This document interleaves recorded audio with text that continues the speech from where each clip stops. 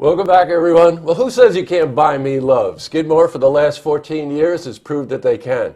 It's also hard to believe that it's been a year since we did this interview. This guy here is Gordon Thompson. He runs the music department at Skidmore. I'm glad you got the memo about wearing black. That was good. Well, I was expecting you to wear the black, too. That's what you usually wear. But well, when I wear a color like this, I think I'm a tropical bird. So, welcome, Gordon. Thank you. Great to see you again. Great to see you again, too. Huge event coming up at Skidmore this weekend. Beatlemore Skid Mania. Thanks for giving me a complicated name. Okay. Just to make it interesting. This event, for many of you know, but if you don't know, you have to hear Gordon's explanation of what's going on with this event. Well, it's a great, event. It's mostly student performers. We have about 15 or 16 slots on the show.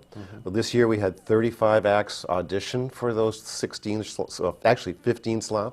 Wow. We thought one of them was just so out there that we thought we had to make an extra slot for it. So we made 16 slots instead. But Nice. Still, the competition to get onto the show is intense. Now, for those of you who love Beatle music or certainly appreciate the impact that band had on generations, Gordon and his gang do something very interesting. They'll pick a year. This year, I think, is 1964. 1964, right? and the arrival of the Beatles in the U.S. Yeah, I was just going to say the British invasion, full bore. It's the beginning of the British invasion, absolutely. So yeah, 1964, the Beatles start off in February 1964, the Ed Sullivan Show. That's and right. then very quickly, we've got the Dave Clark Five, we've got the Oh, you've got the Animals, Animals, we've got the the Stones, the Kinks, we've got The all Who. these folks. Who arrive actually in Yeah, that- I was just 1965. gonna say a little later. That's But 1964, Peter and Gordon, all of these acts, Jerry and the Pacemakers. That's You right. remember those two? Sure, of course I do. But they all arrive in 1964. It was like you opened the floodgates, and the American Federation of Musicians had a conniption trying to figure out how to keep all these British musicians out. I bet they did. And you know what? It's one thing to play Beatles songs, which is hard enough. If any of you have ever tried it, they're very, very difficult. Not so much in that they're complex songs to play, but the nuance and just the way they do it, and the way they put their harmonies together, the way they were arranged, all of these things. So lo and behold, last year my wife and I go up to Skidmore to watch this performance. 5 cellists come out on stage and do All My Lovin'. And then a choral group comes out, a cappella, does Please Mr. Postman. So what you're in store for are so many real original interpretations. Yeah, plus some rock groups. Yeah, right, sure, I remember. Okay, so it's 1964. That harkens in songs like Can't Buy Me Love, Hard Day's Night, I Feel Fine. You can't do that. Yeah, you can't do that. Yes, you can. But Yeah. I think we're doing it. What can we expect? We expect some great variety. Again, we've got a cappella groups. We've got singers without any instruments. The a cappella groups, plus the show actually opens with 2 women who walk out and just take over the stage. Wow. They sing, they clap, they stomp their feet.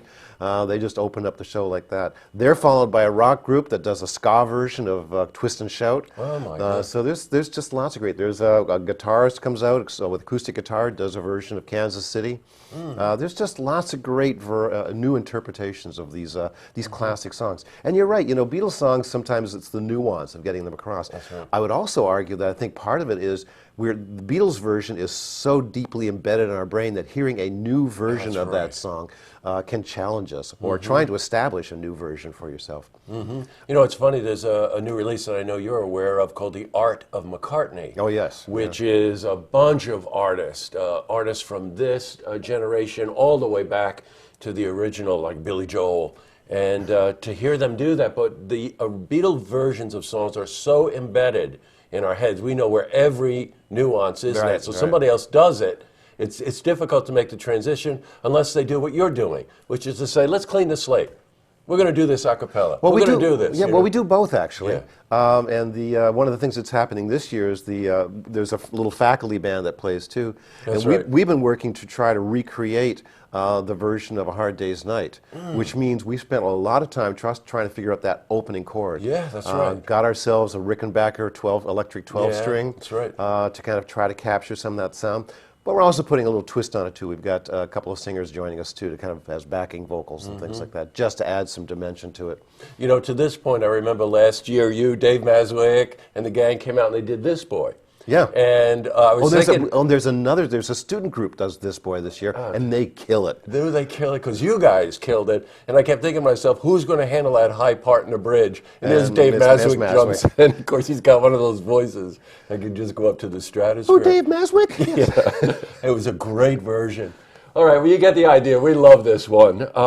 This Saturday, tickets are hard to find, but there may be a few tickets floating around, right? It could be. That's okay. We've got 3 performances, Friday at 8. Friday at 8, Saturday at 2 o'clock, and Saturday at 8. Well, actually, Saturday at 8 is a Skidmore-only show. Skidmore-only show. But for the open public, Friday night at 8, and Saturday afternoon at 2.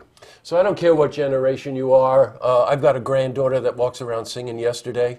You know, their music is embedded in our culture and in our hearts and in our soul. And to hear college students, under the guidance of guys like Gordon, really just taking these songs and owning them through the interpretation and through the execution, it's just fantastic. They do a great job. So I can't wait for I'm Saturday. proud of them every year. I bet you are. Well, Gordon, thanks a lot for coming on. Jesse. Always great to see you. Great to see you too, Jesse. To see this interview again, head to our website, looktvonline.com. Can't buy me love.